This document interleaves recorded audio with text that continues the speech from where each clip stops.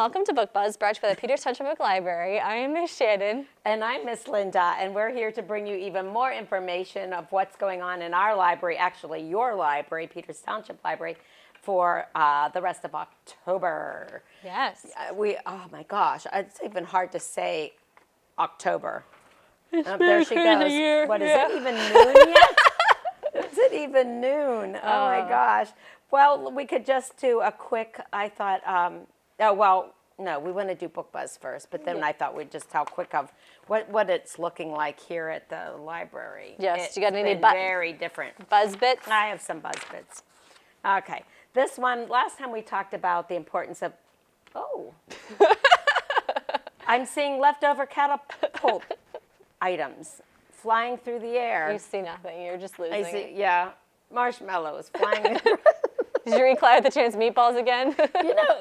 You know what? I'm about to pick up that bag left over from the last show and toss them all at you. We'll play, 52 pickup with marshmallows. Oh. So last time we talked about the importance of libraries. This time I'm going to touch again about. I like this. There's been a controversy of which is better for you, or what do you prefer? Books. Now you make me yawn. Sorry. We're going to have a yawn fest. Books, reading books, hard copy books, or going digital with tablets. Mm-hmm. Okay, so that's where I'm trying. I'll give you my opinion after you go ahead. All right, I was going to say, I'm trying to get to this. Hello. All right, and Miss Yanni over there. Sorry, Lucas is up all night. Oh, okay. I'm sorry. It happens. Yeah, it does. Many parents have a nightly routine for their little ones that involves a bedtime story. This comes from the newsroom in the Cleveland Clinic. Now, a recent study shows that when it comes to toddlers, nothing beats an old-fashioned print book for story time. Not at all surprised by this, but good to hear, because a lot of kids are using tablets and different devices. Gregory P. Weaver, MD of Cleveland Clinic Children's, did not take part in the study, but said the results show the difference between old and new came down to the amount of interaction between parent and child. When the researchers observed children and parents interacting with a regular softbound book, there was much more interaction between parents and children. During the study, when parents read print books to children, researchers observed more question and answering than when the children were read to with an electronic book, and more discussions beyond the story on the pages. I like that. When toddlers were read stories on electronic books or tablets, the parent-child interaction was mostly about, of course, how to use the technology, and not about the actual story. That doesn't surprise me. He said that reading print books to toddlers is one of the best ways to teach them important language skills. And it's not just looking at the words on the page and sounding them out, but the process of following the parents modeling how to speak and form words. Dr. Weaver said children learn by connecting different concepts together, and by physically reading a book, it promotes back and forth discussions which are the cornerstones of learning. He said one of the best things to do to promote learning for our children is to read out loud to them. We push that so many times here at the library, and show them that we love to read too. Children learn to read and develop a love of reading actually through the interaction with their loved ones, with their teachers, and probably the most important teacher that's in their life, which is their parent. So that is the study between reading it through print or device. I've always been I always have books on my phone or my iPad, always have go-tos. You're stuck somewhere and you're like, okay, I have something to read. I personally much prefer reading a book. I like holding it. I like turning the pages. I like putting my bookmark in there and maybe putting it in my bag. I don't know. I agree. I just do. And as far as reading to kids, I totally would rather have a book. I know. Don't you want to turn the pages? Yeah. And see even all the teacher. pictures And that's a skill that the children need to learn too. Fine motor. Yeah, the fine motor of, turning the pages, whether it's a board book and then into the paper and, and it's cool to turn the pages instead of going swipe, nothing wrong with devices. We use them here. They definitely have a place in society, but gotta go books. I like a real book too. Yeah. Yeah. Right. I also feel more accomplished too, like seeing the physical process, like physical progress through a book. Like I'm True. rereading the Harry Potter books, which are long. Right. And like when I look, I'm like, ooh, look how far my bookmark is Yeah, in that exactly. humongous book. Like, I don't know, I feel more accomplished. Right. Yeah, and you look on your iPad and you It's go, like 10%. yeah. What do you mean 10%? Oh, crap, I need to remember my math skills now. I just want to see it in volume there. you know? Yeah, I agree. All right. Although a digital version of Harry Potter would be a lot less space than the physical one. True.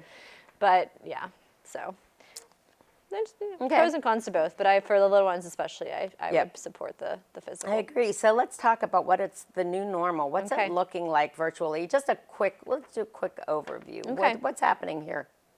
Everything. People want to go nothing. It's everything. Everything is happening Yeah. here. It's just We're looking busy. different still. We touched about it a little bit last time of how much we are doing. It just is not happening in the physical building as far as having people in and sitting for programs. Someday, soon, we hope. Yeah. It'll be a while, but in the meantime, we're getting out there to our patrons, you guys, the best we can. Yeah, for sure. So we're virtual, but the whole library is now open. I don't know if we ever mentioned that every part of our Okay. library is now open because Okay. when we were filming in August, September, we weren't fully opened yet. Yeah. We didn't have the play space. Yeah. So the area where our toys are is open, but there's absolutely no toys out. The Right. white bright wall is all covered up, but like you can still we are access getting those calls about materials. that. Yeah. I always feel bad. Right, you can access the materials. Same with the teen room. I think it's good to kind of point that out. Yeah. We don't have the space for kids, especially like normally, after school, this is a popular place for the kids, a nice safe place too for the kids Right. to come hang out. We aren't Right. able to do that right now. We Right. don't really have a space for that, but we do have the teen room open as far as you can come in, you can pick out your materials. Yeah. And then take them. We do have some study tables open upstairs, but they're only one person per table. Doing that, we know. have to do that distancing. Right. Yeah. We still don't have our computers open in our department, and I don't No. know when we're going to get to that point. No. Just because with the distancing, with the cleaning, it's a lot. Yeah.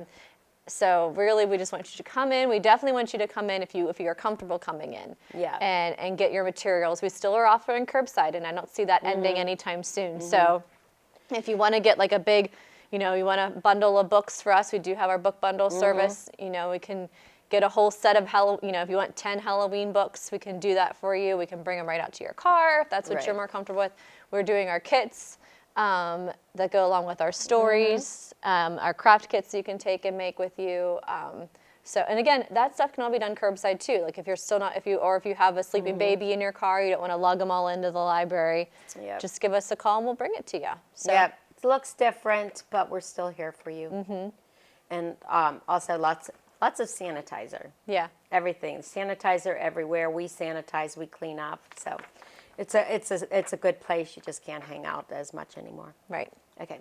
All right. Mindful moment. Yes, one mindful moment. Again, just bringing it up. We talked about it last time. Every Monday, a new one mindful moment program. It's only 10 minutes. It's very simple. Get your child to relax. Let's breathe. I have kits. If you register, you can get a little kit with some little props for breathing. One of the programs coming up, I used my prop of bubbles. That's coming up. It's real fun. And so that's every Monday at 9 a.m. A new one comes out. Great mantras for the kids, make them feel good about themselves, and hopefully pass that feeling on to other people. We're going to start within themselves. I thought about Book Baby's a Mother Goose when reading the story about books and toddlers. Miss Patty doing her Book Baby's a Mother Goose. Next one will be October 20th. And you have to register for that, and you will get the link to be able to to see her program. And again, it's the prime example of using a book to read to your child and going through it. That just kind of brings home the point of what I was talking about in Book Buzz Bits. So join Miss Patty. And then, of course, you want to join Miss Shannon in calendar time. So to help work on those early literacy skills, early math skills, we're going to be talking about the calendar, and we talk about the different letters that the days of the week start with, working on phonemic awareness, all kinds of fun stuff for calendar time. Real short, usually 5 to 8 minutes. We sing some songs, really nice way to kind of start your day, or whenever it fits into your schedule. The videos are up we've shared them on our Facebook page at 10 in the morning, but they're on our YouTube ahead of that. And so if you want to watch one earlier, if you have an early riser in your home like I do, you can start your day off with the calendar, or you can end your day with the calendar, or do it at lunchtime, whatever works for you. Or do Mondays on Thursday and Wednesdays on Friday. They are pre-recorded, so it's hard. It's interesting. We do the best we can. You can watch it anytime you want. It can be any day that you want it If you want to go back and remember what Thursday was like 2 weeks ago. Or wish it could be Friday and not Monday, so whatever. So make sure you're watching the right one. So that's going to be a lot of fun. Funny. So STEM. We're going to have another STEM Saturday, October 24th. At this point, I have to say, I think I know what I'm doing for that, but I'm not positive. So I can't. It's a secret.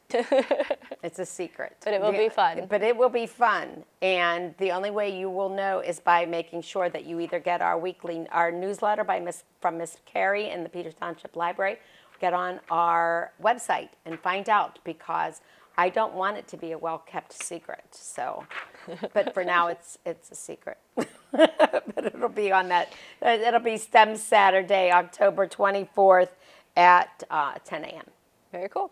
And then we're going to have our teen make intake. We don't have a sample of this quite yet because we're still in the process of working on it too. But you're going to get a little mini canvas and then all kinds of different buttons of all shapes, sizes, and colors. And you can make your own kind of fun little button mosaic with that. So you'll have all the supplies that you need to make a really cool little mosaic kind of craft there. DIY button art. That's going to be on the 22nd. You can start, come and pick those up. Cool. Okay, it just has me thinking about other stuff. I just love getting together and just come up with ideas. Okay, what are we? Oh, the Tween Book Club. Right now, we'll be in the middle of it. The Tale Dark and Grim. If you haven't already registered, and if it isn't already full, get the first 13 to register get a free book, and you will receive weekly updates by email on what is coming up. With the finale 10/29. Zoom finale at 4:30. Must register so that you get that Zoom link, and we'll have fun along the way with activities, etc. Very cool. All right, and then our pumpkin decorating challenge. Miss Linda has the sample over there. That is of Mudge from the Henry and Mudge series. But you can decorate a pumpkin to look like any book character you like. If you want to use a plastic pumpkin, you can. If you want to use a real pumpkin, you can. And you can drop them off until the 16th, and then we're going to go ahead and take pictures. They're all going to be up on our Facebook page, and then you can vote. We're going to vote for them. You can vote for them, and then we're going to have a winner, and then you can come back and pick up your pumpkin. That way you can have it for your house for Halloween to decorate your I want to give that thought. That'd be a lot of fun. I want to do one just for fun. I don't have to win a prize. Well, yes, I do. I was thinking, well, I'll give up trying to win a prize because I should be probably ineligible. But I love prizes. We need more samples. I love prizes. Yeah, I'll make a sample. So that's going to be this month too. So very cool. All right, and continuing on with our lunch break themed story times. Again, it's the four of us doing stories Monday through Thursday. The week of October 19th, we're doing pumpkins, a pumpkin theme, which means you'll get a kit that'll be pumpkin theme related. And the week of October 25th, not a surprise, Halloween themed, you'll get a Halloween themed kit to go along with our story times. Must register, right? Yes, to get the kits. To get the kits. All right. Right. All right. Yay, and, we have yeah, time very for cool. books. Share a book. Way to hustle. Go ahead. You go first. Okay.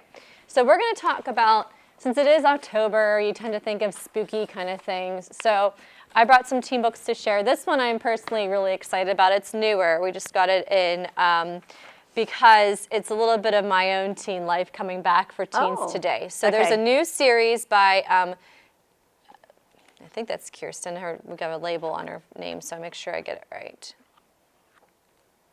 Yes, KIERSTEN White, called Slayer, and it is a spin-off on the Buffy the Vampire Slayer series, which when I was a teen was one of my favorite series. It's actually the only video game I ever beat too, was the Buffy the Vampire Slayer video game. The only one I committed to beat. Wait, trivia. I can one-up you? I've never even heard of that game. It's for the original Xbox, not the Xbox whatever there is out now. Yeah, who knows what number we're up to. So, yes, so Slayer, so it's from the world of the Buffy the Vampire Slayer. So, you know, every year, or not every year, but there's always a chosen one that has to go and slay vampires and demons. So Nina, her mother is a watcher, which is a person that watches to make and kind of guides the vampire slayer and kind of trains them.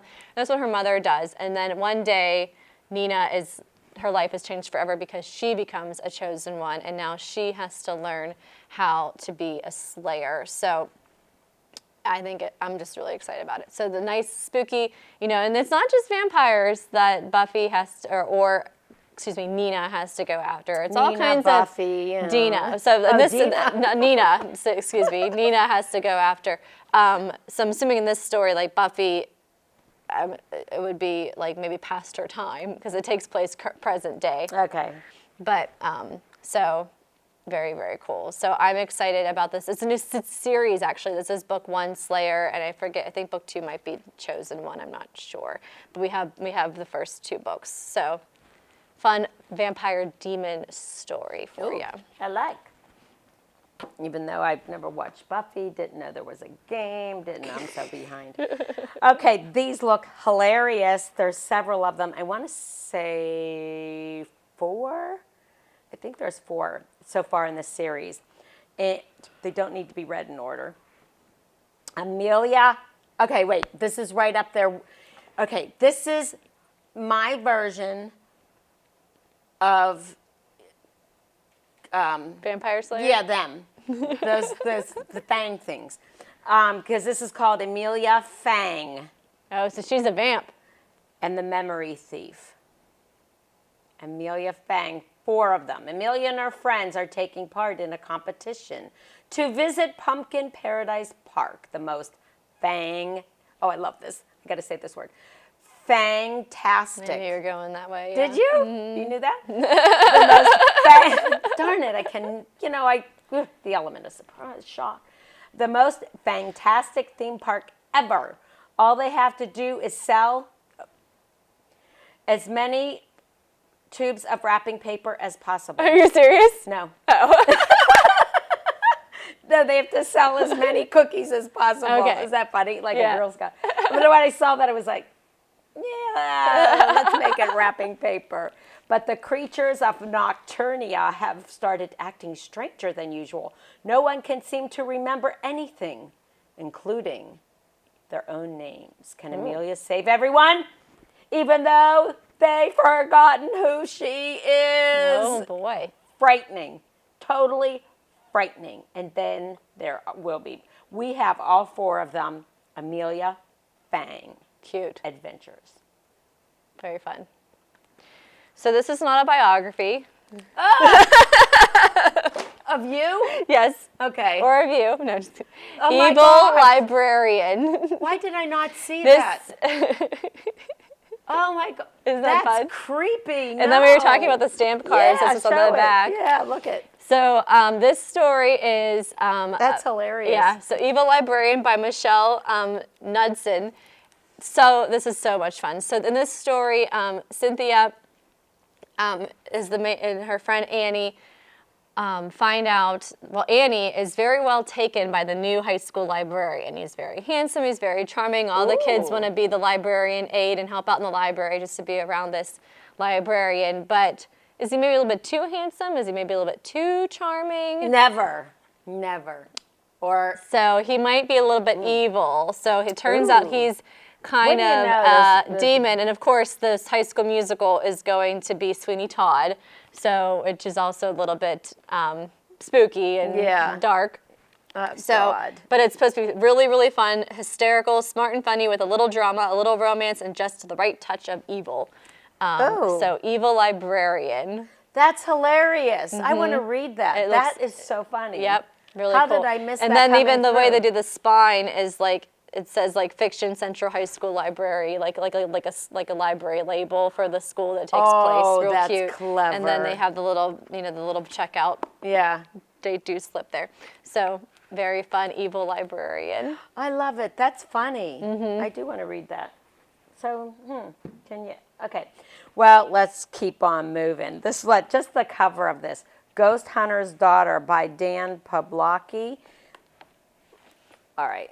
Doesn't it look creepy? It like does kind of creepy, yeah. You know, out in the woods, it's like foggy.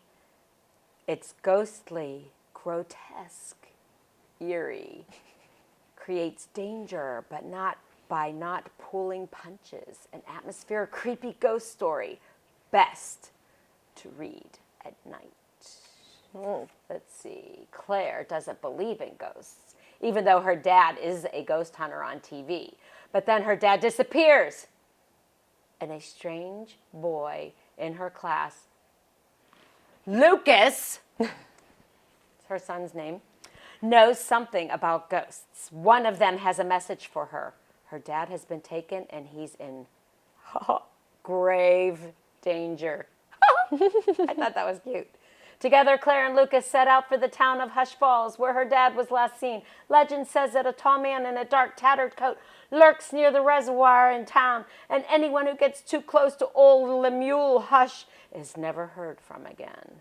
Claire and Lucas are determined to rescue Claire's father, but how can they save him from the ghost of Hush when everyone knows that seeing him means you are destined to die?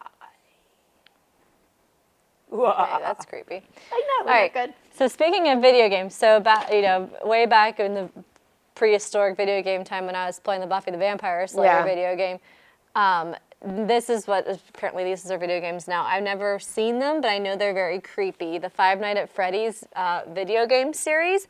It's like these. I'm not even going to describe it because I'm probably going to get wrong what the game's actually about. But it's disturbing. Like it's creepy. It's a creepy game. Oh. But the kid. So that's okay. That's about a video game. Well, yeah. These video games are really popular, and then they created a book series. Using these characters. Okay. So we have a bunch of them. Whenever they come out, I get another one. They're all in our YA paperback section because, like I said, it's a popular, really kind of creepy game. So it kind of reminds me of like a Chuck E. Cheese. Remember Chuck E. Cheese? Like, well, I guess that still exists. So like those characters, like Chuck E. Cheese is the pizza place. Yes. So 10 years after the horrific murders at the Freddy Fazbear's Pizza had ripped their child apart. So like so those characters, like the Chuck E. Cheese characters, are kind of like the characters, in my opinion, of what the 4 adult-sized animatronic mascots that once entertained patrons have changed. They now have a dark secret and a murderous agenda. Ooh. So it's kind of a real twist on like that, kind of like those animatronic like characters in the Chuck E. Cheese, but because it's instead of Chuck E. Cheese, it's Freddy Fazbear. I'm saying it wrong, I know, and pizza. Okay. So yeah, there was like a murder at this pizza place, and now what's happening? So creepy. Five Nights at Freddy's. So our teens like the creepy stuff. Some of them, anyways. Is nothing sacred? Nothing. So this is one of them, Even the silver Chuck E. eyes, Cheese but has there's become scary. Well, so this is a. They are creepy though. But I was thinking, I don't know that there's any books, but the movie that has Chucky in it. Yeah. Isn't there a Chucky that he's like creepy? Is he That's a creepy a doll. doll Yeah. thing? Now that scares me. That kind of stuff scares me. Yeah. Yeah. So. Ew. So if you're a fan of the Five Nights at Freddy's video games, you might like the books because we have a lot of them at the library. Okay. Check them out because I won't be. Okay. Not my favorite genre. But on the other, I'm going to lighten it up a little bit because one of my favorite books to show the kids at Halloween when we're doing the in-house programs is that one with pumpkin heads. Yeah. You know, and it always reminds me of like something like this, where it's showing pumpkins, real pumpkins, jack-o'-lanterns that have been cut out in different, you know, the one, like they'll have it turned upside down and like this is the guy's nose and the eyes are up here and it looks like a cowboy or, you know, has like different things. Well, I decided to be different and not show that one. Okay, well, good. That's broaden your horizons. It's my favorite one to show at this time of year, and I'm not showing it. Okay. But instead, this one cracks me up, and I thought, I wonder if you could make masks that look like this. It's called, by Bill and Claire WURTZEL, Foodie Faces. Oh, cute. Yep. And I'm hungry. I could go for some I'm a Cheerios little with hungry, a banana in it, too. Look how cute. Now, even on the back, Foodie Faces. So, now, this would be a fun way, like, I love it because it's like, you know, different faces like Halloween, but wouldn't it be a fun way to get your kids to eat it? Mm-hmm. But it would be a lot of work if you're going to, like, be an artist on the plate. You know, usually you're just kind of slopping it down. Here's your mac and cheese. What? Here's your mac and cheese. Yeah, really, what else do you want? I'm not making your mac and cheese look like this curious little doll, you know. So they are curious and angry and calm. But my favorite, the cover with the, you're not going to do this for Lucas, but his bowl of Cheerios, make it a smiley face with the fruit and the bananas. No? You probably wouldn't even eat it. Yeah, what? I mean, it's just filled. It cracks me up. Yeah, those are cute. Cute ideas. So just come and check it out. And if you check this out, oh, I thought it was a potato. That's not a potato. Maybe it's a like a pita or something. Yeah, pita. A potato. There's a raw potato. Well, if you check this out, these are like Halloween faces. It's hilarious. If you make any of them, I want to see a picture. Yeah. I do, because they're hilarious. They're so clever. But I do want to end with a note on this one. These are so great. They're fun, but somebody has way too much time on their hands. Yeah. People are creative. To be that creative and feed it to your child. All right. All right. So the last one I'm going to do is this one. The Abused Werewolf Rescue Group. So this is about, so I talked about vampires and stuff. So this is from, there's a group in this story, a vampire support group. And then the Reformed Vampire Support Group, I guess, is the first book. And then they came out with the Abused Werewolf Rescue Group. Oh, so, God. You know, support your local Abused Werewolf Rescue Group by JINKS. So, you know, not all werewolves are bad. They don't need to be true. You think of Professor Lupin. Like, he was a good guy. True. Well, I like, what were the names on in Twilight? What was the? See, I never did Twilight. I have Twilight in my bag, actually, because that's a vampire story, too. I've never read them. And then we do have the new one out now, which I forget. I can't think of the name. I think you might have talked about it before. I'd like to read that new one. Yeah, I haven't seen it. Oh, does that mean 0? Oh. Okay, we're out. So, faded out. Have a wonderful day, everyone, and read a good spooky book. We had a lot of fun. book. Time to go. We don't need to be told twice. Have a good one.